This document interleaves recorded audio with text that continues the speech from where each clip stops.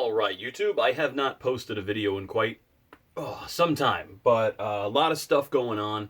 I am attending a con this upcoming weekend, Rock and Shock, so I will be in costume for that. A couple of the Knights of Samaria are going to be up there, so we're going to go have some fun at that con. I've been working on a couple of different things, various little items. For the KOS, finishing off some non-metallic pieces for my cosplay so that way I don't get yelled at. One of the main things, I guess, that I recently finished up was I converted the Army of Darkness gauntlet into an actual steel mesh gauntlet. So there were a few more finishing touches I wanted to do on it, but I'm moving and I just don't really have the time to build those items, so we're really just gonna wear it like this. I did build a gauntlet for it to give it some little bit more structure than just the basic Bump in the Night one that Kurt reproduced for us, which was fantastic. So this just has a little bit more structure to it, and I will be enjoying that. I will be wearing this.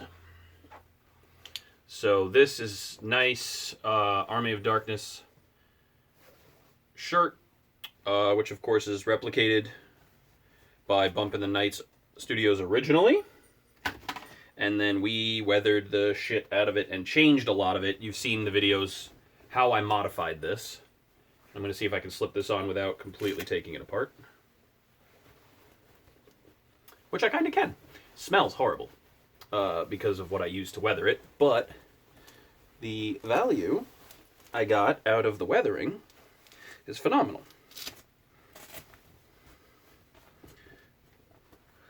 All right.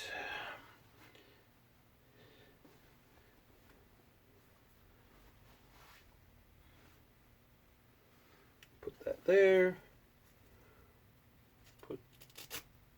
That there, and put that there. And what we end up with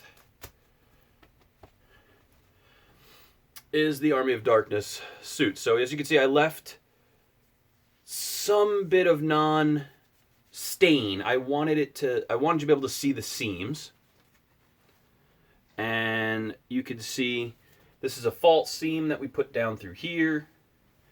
And it has the look that we're going for. It was essentially this, but I wanted a weathered look of a specific screen used one we referenced online, so it was more this color, and we decided to leave that to sun fade and then get the staining the way we wanted. But if I did want to peel this off, you could see a little bit more of what it was. I did go in and weather some of this too, so it would have that sort of didn't get dirty look to it. And so this is what I'll be wearing with the gauntlet, with the piece. And I'm really happy with how this came out. I weathered the pants very similarly. The only thing is the red doesn't quite line up, so I may have to get a little bit more elaborate with the underpiece here and pull this across more.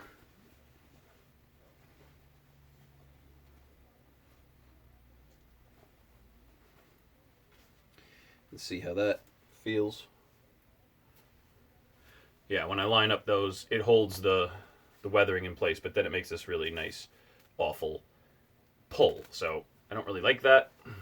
I'd originally set it up that way, but I think we're going to leave it like this, and then this is going to be how it's going to look. And hopefully the seams will display well enough that everybody can kind of see what the hell it is. And it's got, now obviously this image is reversed, I think, but hopefully that'll look good. There's one other project that I am now making an endeavor to do, and that is going to be to repaint this really, really nice toy of Inigo Montoya's sword. So the detail on this toy is phenomenal. It looks fantastic. It has all the necessary details that I need. And it's kind of interesting because the handle is supposed to have the tail of the six-fingered man in the story, but what it actually has is people on horseback, 3 people on horseback, and some fanciness. So I don't know if it's 100% accurate. It's a lot of people on horseback, but it's the best you're going to get without buying like a $400 replica. It has some spring to it, but it handles well, so you can kind of play with it, and has that simulation of spring steel. So a couple things that we're going to do for starters is we're going to tape off, obviously we're going to monochrome this blade, but we're going to tape this off, we're going to tape this off, and we're going to hit all of this with some primer and some really nice gold iron lac. This is the best gold around. It'll give it that nice fresh gold look. In here, once this is all gold and it's in the creases and everything, we're going to hit this with a little bit of black rub and buff so that just the gold detail pops, because this is supposed to be black. This handle we're going to hit completely white, and we're going to lay some gold filigree style into the handle the way it's supposed to. And then we're going to monochrome this, and these jewels are all going to get replaced with the proper red and green ones that they should be. So this is going to be a fun project for myself, and I don't think I'm going to get to it, unfortunately, before I move, but I can tell you I've wanted this sword my whole life, and I will take a toy. Good enough. So I will take the toy, replicate it as best I can in terms of finishing and paint, and then we will see if I ever get the costume done. But he was a great sword maker, my father. He slaved a year before I was done. Hopefully it won't take me a year, but a couple weeks after I move and I should have this thing ready to rock and roll. I'm very pumped about it. So, very cool item. I am also working on, pull this out,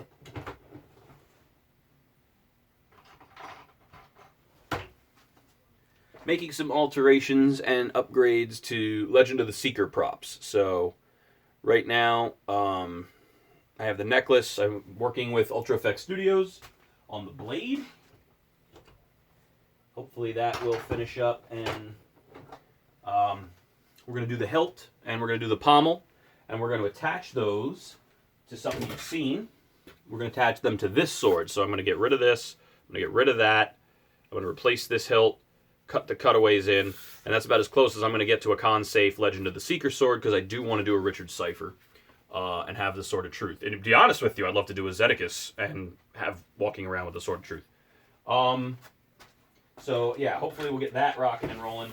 I used to collect real swords, but I've started to just move into these foam and con-safe plastic ones just because I want to be able to take them places instead of just display them in my house. So that will be the next thing I'm documenting on YouTube, is that sword build. So as you can see, the Army of Darkness shirt looks a lot better, and we're going to go ahead and proceed with that costume as done. The only thing I have left is the makeup, which I will do the day of, but we're pretty much ready to go with the Army of Darkness. We did upgrade the book, so I will go over the book. So what I did was I magnetically bound into this book a set of AVED pages. So the custom AVED pages that I created are in this book now, and these pop right out magnetically. So you could attach them magnetically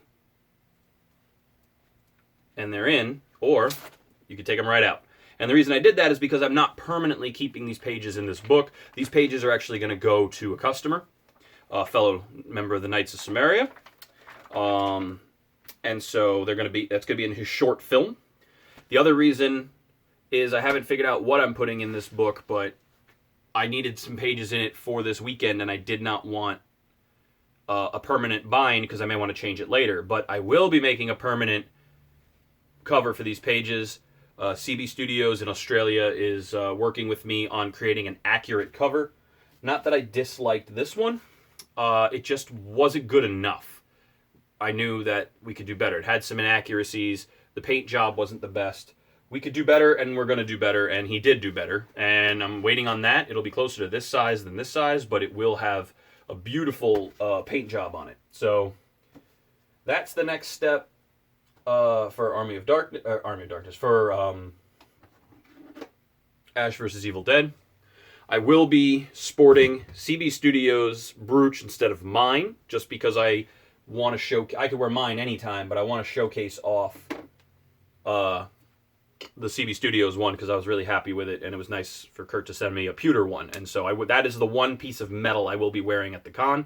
I will be bringing that as a backup just in case they tell me I can't wear my metal one, which I don't think will be an issue. Other than that, I mean, I don't really have a ton going on. Obviously, I'm moving to a new location, very close to where I live now, but it will require me to pack everything up and get out of here. I haven't made a ton of progress on this saw. I still have a lot of excess to cut off. I still haven't finished putting all the pieces in, and I probably won't finish it before I move. I'm also getting a ton of Precious Bee stock from another night, so I'm going to look into that. We did manage to finish the KOS rings, so we have started replicating those. Again, I just don't have the time. Interesting development with the Trafaris. So the method that I was using to create lenses isn't working anymore. The new molds that I have don't accommodate it, so I can't really utilize them the way I wanted to, which is disappointing. So I haven't figured out what I'm going to do with lenses. It probably means I have to cut some out of acrylic, but that's a pain in the ass, and that's really going to slow down production of those. So if anybody ordered a Trafari, they may not get a lens right now, just because I don't have the time. I could cut some out of plastic and stuff, but to be honest with you, it's not the quality that I wanted to put out, but I've just been having all sorts of trouble.